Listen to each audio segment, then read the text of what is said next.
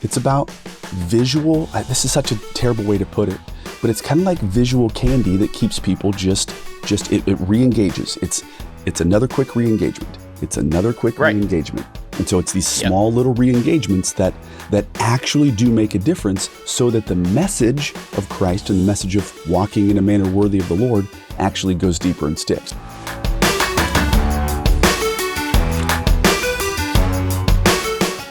Hey everybody, welcome back to another episode of the Lead Volunteers podcast. We're grateful that you're here. So if you are leading volunteers in any capacity, you're at the right place. We're grateful.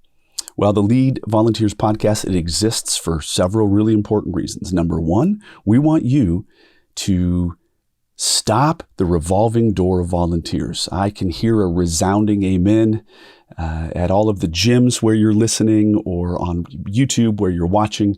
Nobody wants to have the revolving door of volunteers.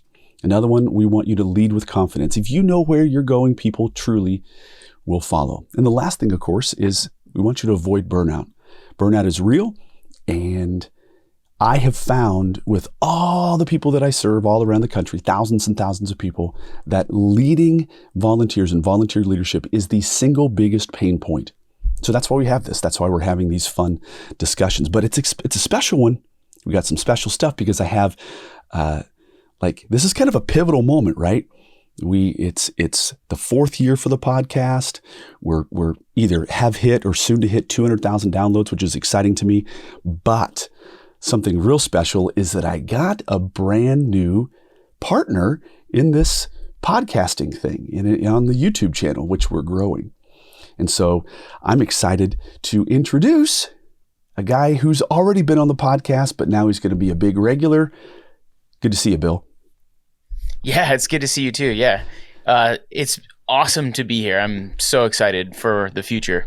Yeah, I'm excited as well. So Bill Van Kirk, tell us just a little bit about yourself and kind of your ministry background. Yeah, absolutely. So my name is Bill Van Kirk, and I'm actually a pastor. I've been a pastor for 14 years now in Green Bay, Wisconsin.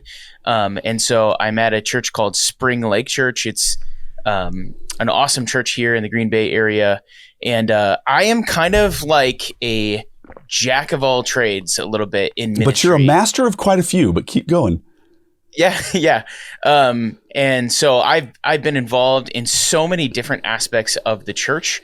And one of my passions that I've now combined with ministry is digital ministry and digital media.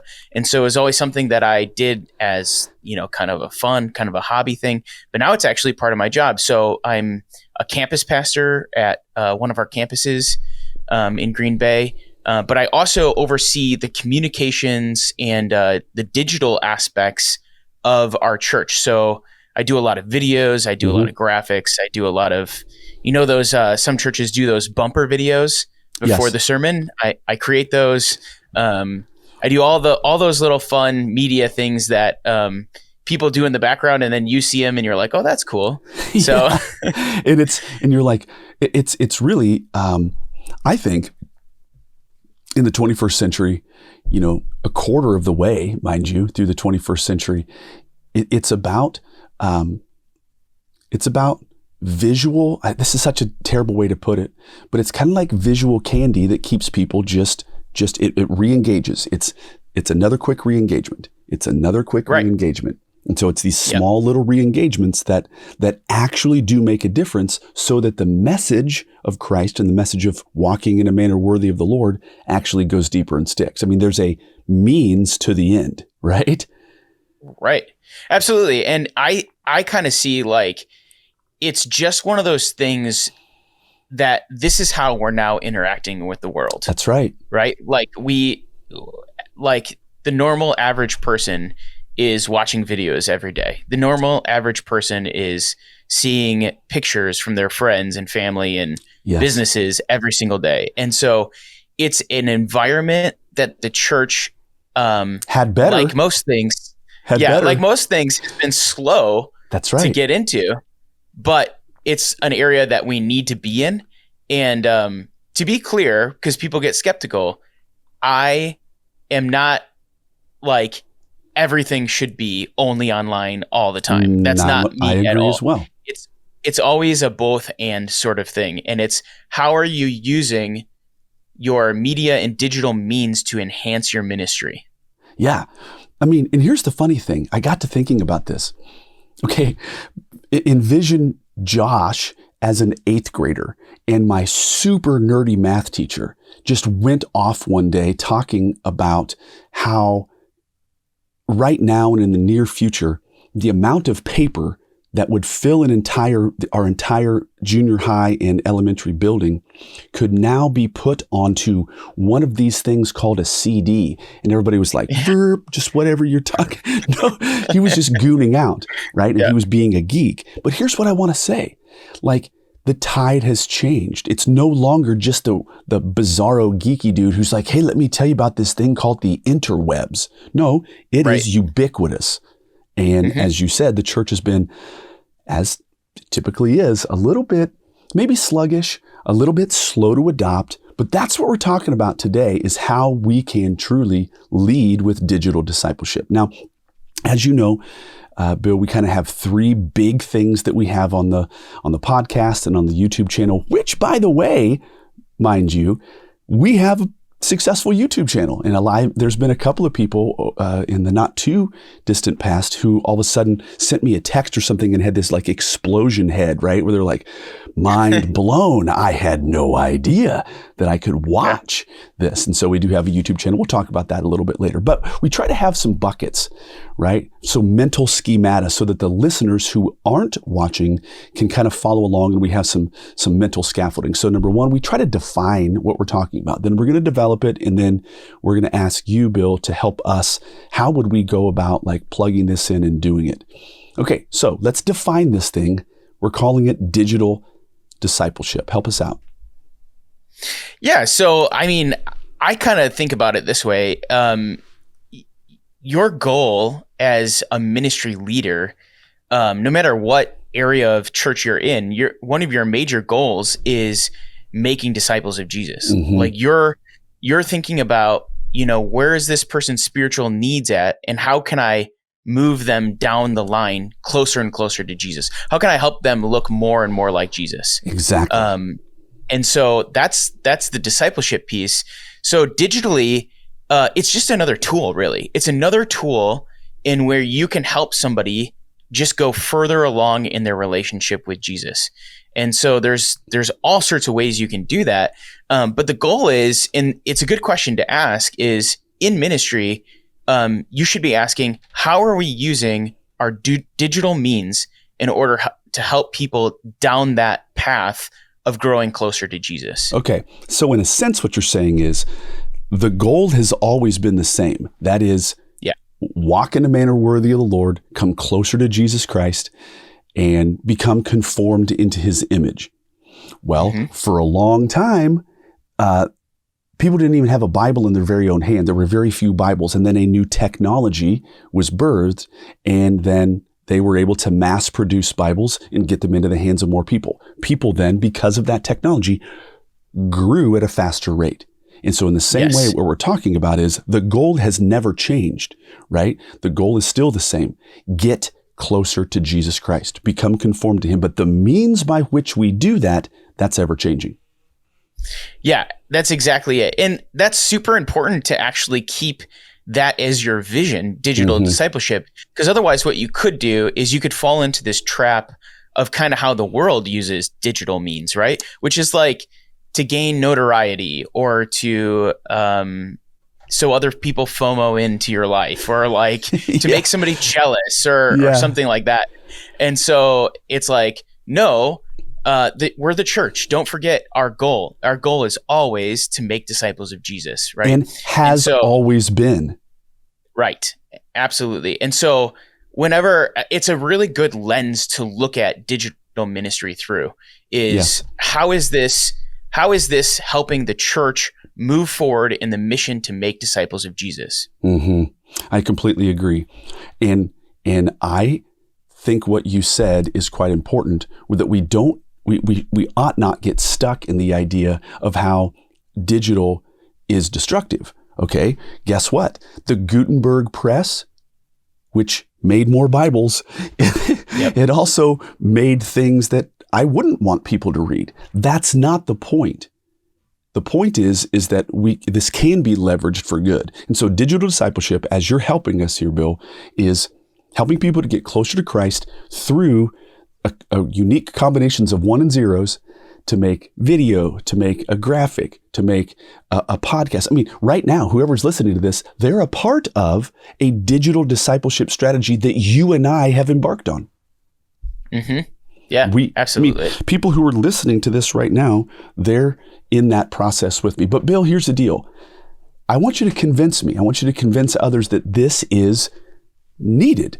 I'm convinced. I've written an entire course and produced a course called Lead Digital, but there's people out there, not only maybe who are skeptical, but part of the convincing is you can transition us to go, oh, I never thought about that.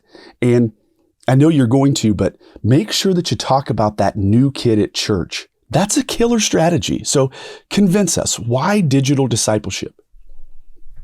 Yeah, so it's just so important to realize that, especially as these generations that have grown up with digital start to move up in the world, that you are actually thinking about ways to reach them where they're at in the environment that they're at, and they're largely digital, and so it's just so important for us to be using digital means to reach them in all sorts of different ways. YouTube is the second largest search engine in the world. There's as you go further down in age groups and generations, the more and more those age groups and generations are actually using video. For kids who are basically, I would say 14 and under, those kids, YouTube is the place where they find out about life, they're how do I do my math homework? YouTube, Yes. How all of these things, being entertained, watching other people play video games, all of these things. And so the point is that that's where the church is, and that's where the people are. Yes. And so that's where the church needs to be. I agree. Couldn't agree more. And there's this sad phrase that just absolutely dates me. Is people talk about being a digital native, and they have never, from the time they were born, the world had already had the internet. It had already had tons of video and all these things. Well, I remember, Bill, in my freshman year of college, when my stats teacher, my statistics teacher, he required us to create an email account and send him an email. And I totally scoffed. I was like, bro, seriously? So this email thing? And I was like, whatever, this is so ridiculous. And so I created this email account and sent him an email. This is the email I'm sending you. Like assignment complete. Well, Interestingly enough, 2 years later, a guy was like, hey man, I'm glad we're kind of building this friendship. What's your email address? And I was like, oh, no. He said, I sent you an email. And I was like, what are you talking about? And he goes, actually, I sent you two. You don't check your email? And I said, that stats thing. Yeah. Right? It's so funny. And so I'm not a digital native. This digital revolution happened in the middle of my life. But there are people who they've never known any different, and we had better get on board with that, right? Yeah. It's kind of cool that you got to see both sides of that, though. I mean, I grew up, I think I remember when we got the internet in our house, and that old, the modem where it ties up your phone line and there's that weird sound. And and so I remember a time before that too. Yes. Yes. And so we have these recollections.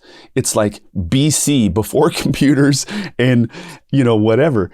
But they're here, and they're here to stay.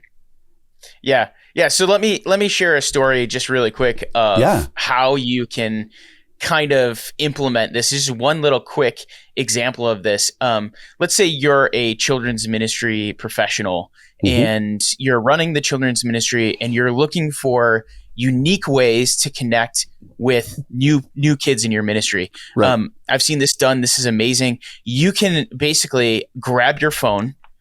Cell phones nowadays have such good camera quality and audio quality, and you can literally put it on selfie mode and you record yourself.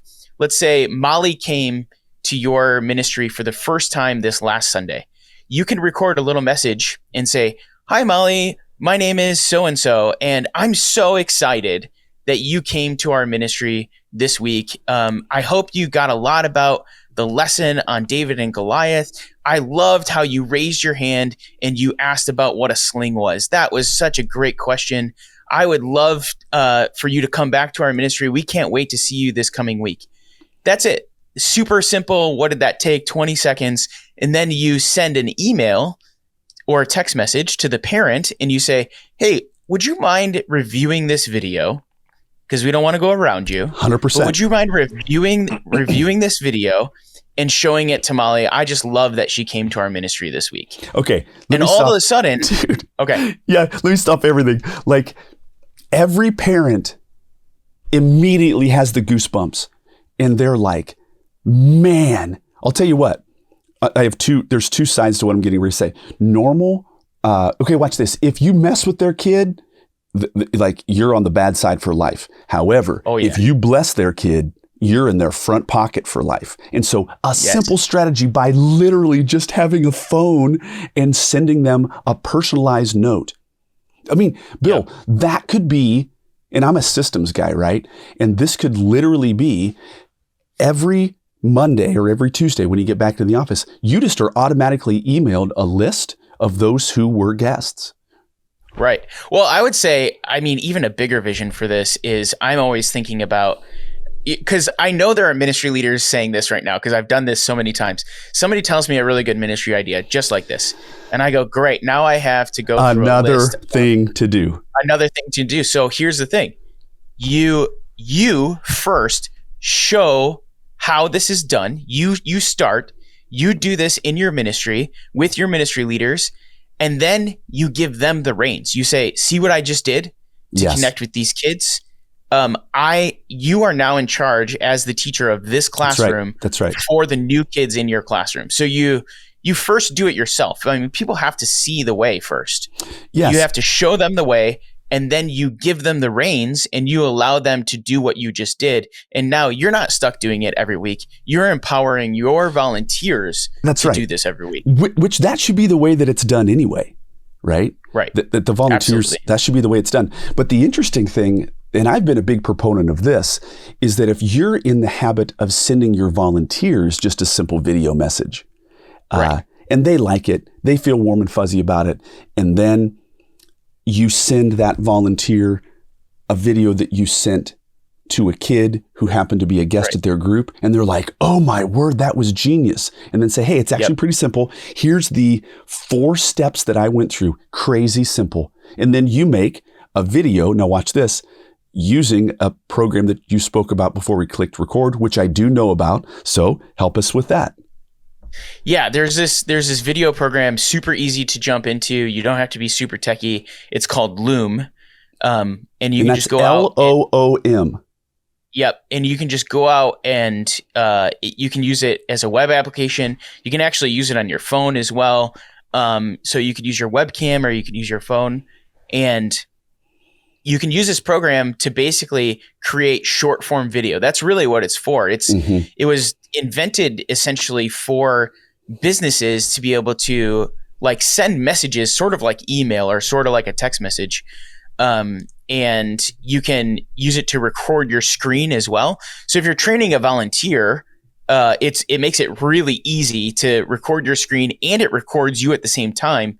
And you can send that message to people, and you can, you just boosted your training and your ability to communicate with people like, tenfold or whatever, because what volunteer wants to just read a text email anymore? It's the times have changed. And so I remember when I was first introduced to Loom, it was, it was somebody who wanted to show me a glitch that I had in one of my tech systems or whatever. And so then they cut a video that was a screen share.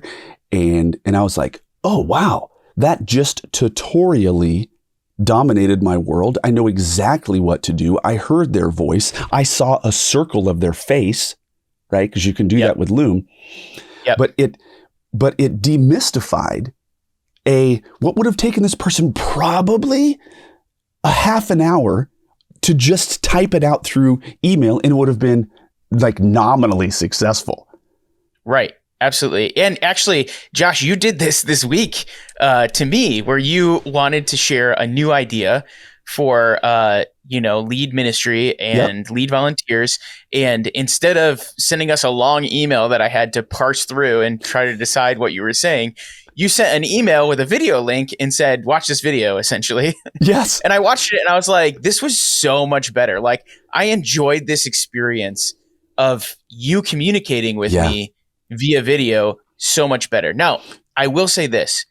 The number one obstacle to people doing this is actually you, like the people themselves, because people are weirded out by video. They sure are. And there's a large percentage of people where they get on camera and they go, man, I just feel so awkward. I don't even know what to say. I'm not doing a good job. All these things. Let me dispel a couple things about that. Number one, okay, you are recording a video that is not live. Okay. So like, before you hit record, just remind yourself, what am I saying? This is not going out now to the whole world. I can take as many takes as I need to take to get this right. Okay. So that's one. Okay. So you don't have to be nervous that way. The second thing is, the way you get better at this is simply just by doing it. So like, you just do it, and guess what? Embrace the awkward, because when you first start out on video, you're going to feel awkward. It's going to look awkward. But who cares? Because what you're doing is you're telling yourself, I'm actually training myself right now to make my communication with my people better, more effective. That's right. And now, so think about every video as you training. I am training on how to record myself on video. So in other words, you're giving yourself, as John Acuff says, like, you're giving yourself permission to suck. Right. Absolutely. That's okay. Yeah. Here's one more thing, Bill, that I think is extremely important. Several, actually. Number one, okay, if you're watching this on YouTube, this is a pretty high production podcast, right? I mean, I'm able to do all these little integrated things. I have People don't care about that on a quick video to teach them something. All they care about is to have is the content. That's it. It doesn't need to be highly produced. And by the way, if it is highly produced, number one, that's going to take you a heck of a lot more time. But even more so, people like, they just want the content. You don't have to be awesome.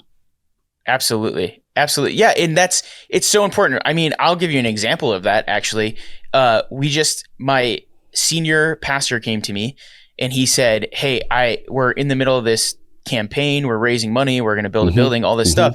And he said, hey, I really want your opinion on how we can say thank you to all of the people who have already given and have made their commitment. Yes. And I said to him, he's like, we can do it in the studio. We have a beautiful studio at one of our campuses, and we have, cameras that are several $1,000s a piece, and lenses and all of these things. And I said, listen, what I need you to do I love this. is I need you to stand in our lobby with your cell phone in selfie mode, and I need you just to record a thank you on there. And he's like, what?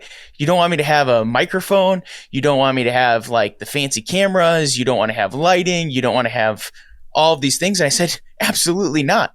Because you're actually giving a personal thank you to the people in your church who have committed to this project. And you want this to be authentic. And it's authentic when it's you holding a cell phone and saying, I just want to give you this message. There's times for professional and there's times for those short, authentic things. That is so well put. There is a time for professional and produced well, and there's times that it's just needing to be authentic. Couldn't agree more. Yep. Now, Bill, one thing that I want to say that I've watched, because I've trained people on how to do this on their very own phone, and then if they're a part of the lead ministry coaching, and they're one of the people that I'm coaching, I actually require them to send me the very video that they are going to be sending to their people. And here's several things happen. Right. Number one, people will go, man, I had to do like 14 takes. And I'm like, well, you probably didn't have to do 14 takes. I get it that you're still learning this medium, but you probably didn't have to do 14 takes. I bet it would have been fine on number 3. That's fine. Yep. The next thing is, here's the biggest mistake that I've seen people make. They want to tell people 7 things. No. One thing.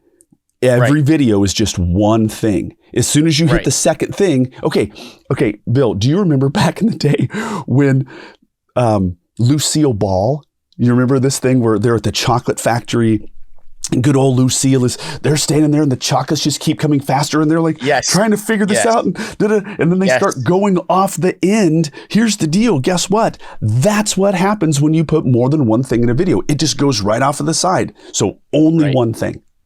Yeah, it'd be better if you literally had 7 things that you needed to communicate.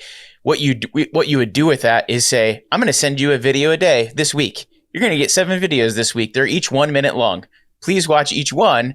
And then you have an email that summarizes all of that. That would have been a better method than having a really long video with a whole bunch of things that you have to remember. And by the way, this is just figuring out how to effectively use a tool. As an example, when you're using a shovel, guys, guess what? There's a couple different types of shovels. There's a spade, and then there's a scoop shovel. And as a young kid, I was using a scoop shovel in order to try to dig a hole.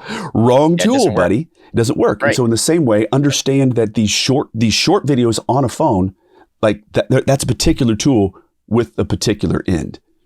Yep. Now, absolutely. One thing that I want to talk about, Bill, is we did have this kind of convince me. I do feel convinced. I think we could have like an entire series on how to lead digital. I get that. Yeah. But as we're kind of like coming to maybe a close of this particular episode, help us. Like somebody out there is fired up. They're like, man, that idea for the kid in sending him a personalized video, that is genius, which, by the way, that was my response when we were, before we clicked record. I was like, mind blown. That was absolutely awesome. That's great. But take us home, Bill. Where could we start with this process of beginning to lead digitally and envision discipleship happening through digital means? Help us kind of land the plane on this.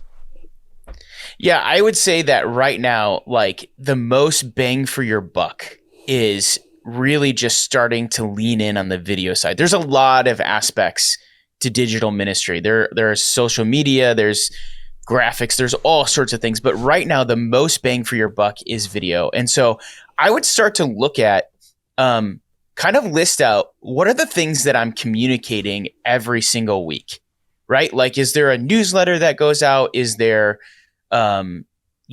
volunteer emails that I'm sending? What ways am I communicating? And how can I start actually incorporating video into those things that I'm already doing? So you don't have to necessarily invent something new. And it could even be like, hey, I send out a newsletter every week. Yes. And you don't have to take the whole newsletter and put it into a video, but you could just incorporate an intro video into your newsletter. And it's something like this. Hey, it's a link and it says, hey, please watch this intro video before you read this newsletter. And you say, hey, parents, I'm so excited for what we're doing in kids ministry or what we're doing in student ministry. And I want to tell you a little bit about what your kids learned this week. And then please check out this newsletter for all the information you need to know about our ministry, right? And so it's both and. It's both and. Right. It's both and. So don't stop communicating in those other methods, but find a way to incorporate video into what you're doing already. Okay, now this is a very interesting point that you're making because this is actually confirming, right? There's often things where we have like an aha, like, ooh, I do that. But then we also have like a confirmation. And then we sometimes have a realization where it's like, dang, I need to do that. Well, right. Even while we've been talking, I've had a couple of confirmations. I didn't really realize when I sent that email to you and a couple of other, individuals to brainstorm an idea. In the middle of typing, I was like, there's no way. I said, actually, I'm going to stop right now and cut a video. I mean, like in the middle of it, I was like, this is going to be way too long. So that was a win. Right. Now, there's another thing that I did this week. So I have this membership, right, for people. It's a whole bunch of courses and tons of people are members. But in order to digitally disciple them, they need to actually jump in and watch the videos. And so I recently set up a system by which those individuals who are part of the ministry, if they haven't logged in for the last 21 days, if they ghosted and they're just absent for 21 days, I get an alert because I want to make sure that they get in. So I did two things. I cut a video, and then I had all of the things that I said in the video as a text in the email. And I said, if you want to watch the video here, if you're more of a reader, keep reading. And it's the exact same content that I did, but it was now teed up for two different types of educational, like consumers.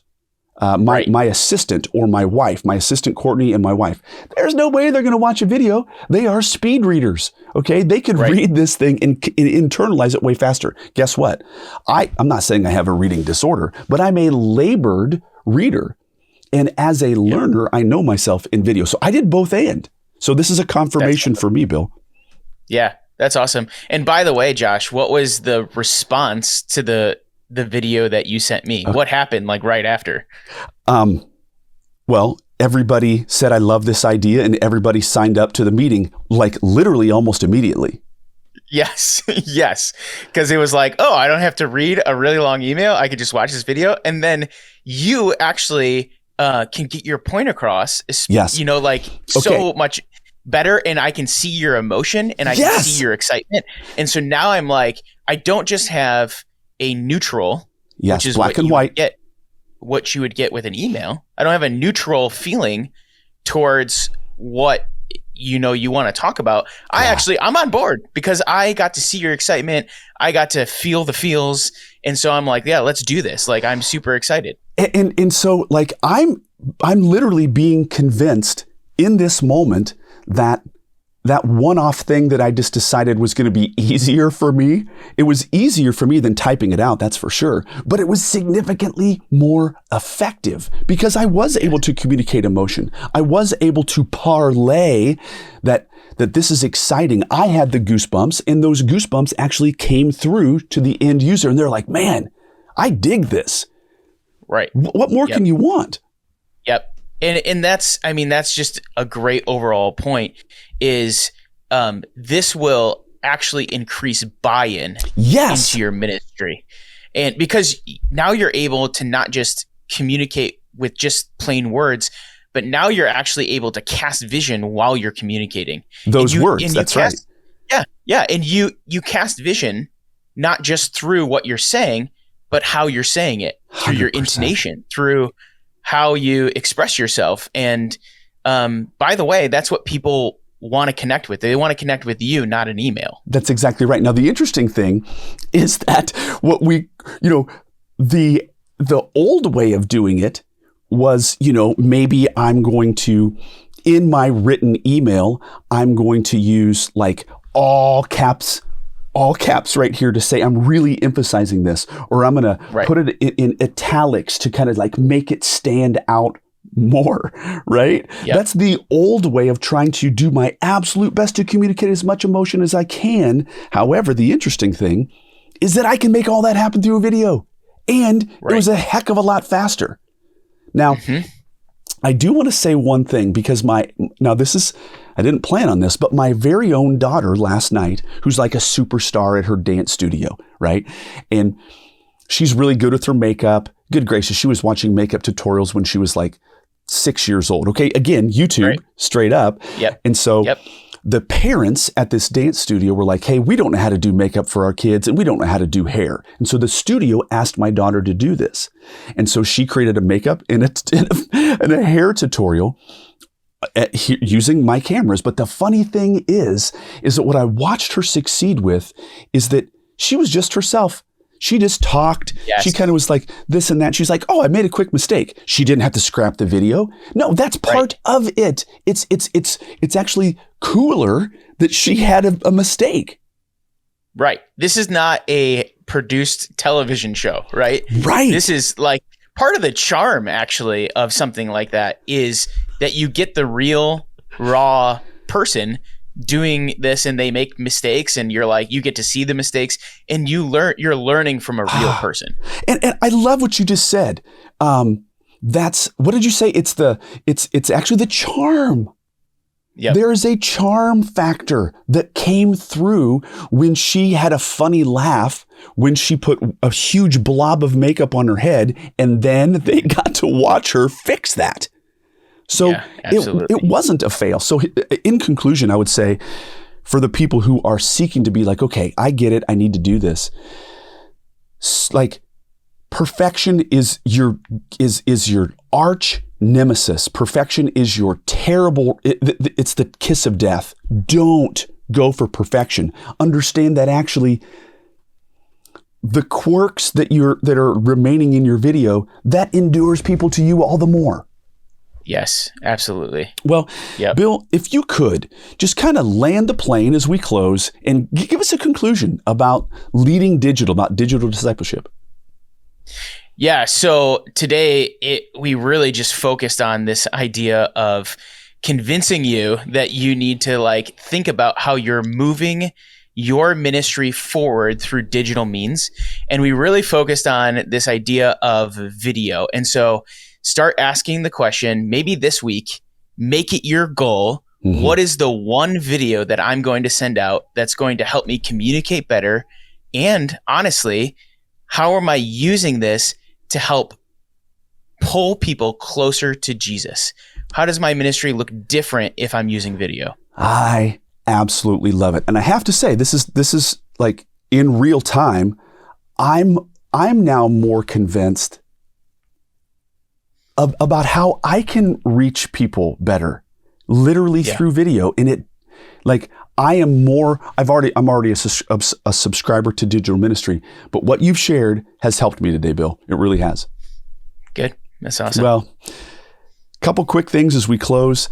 Bill's going to be like a super regular guest. So Bill, we're going to talk more about, how we got connected on another episode, but welcome. And I'm super excited to be partnering with you. Like I couldn't be happier. Gang, as we close out today, a couple quick things.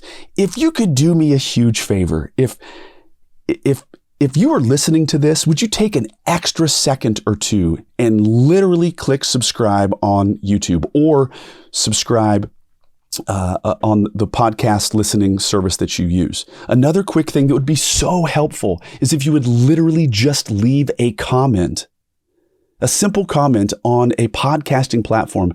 You have no idea. So if this has been of value to you, would you pay it back just a little bit to us and leave a comment? That makes a world of difference.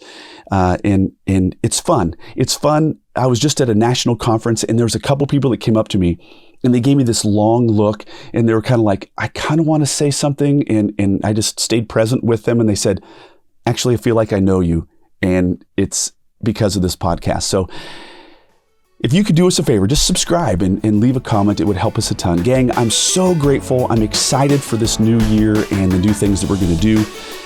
At the end of the day, what we want is for you to not lose volunteers. We want you to effectively lead and cast vision to your volunteers, and video is an absolutely strong and winning way to do that. That's it for today, gang. We will catch you on the next one.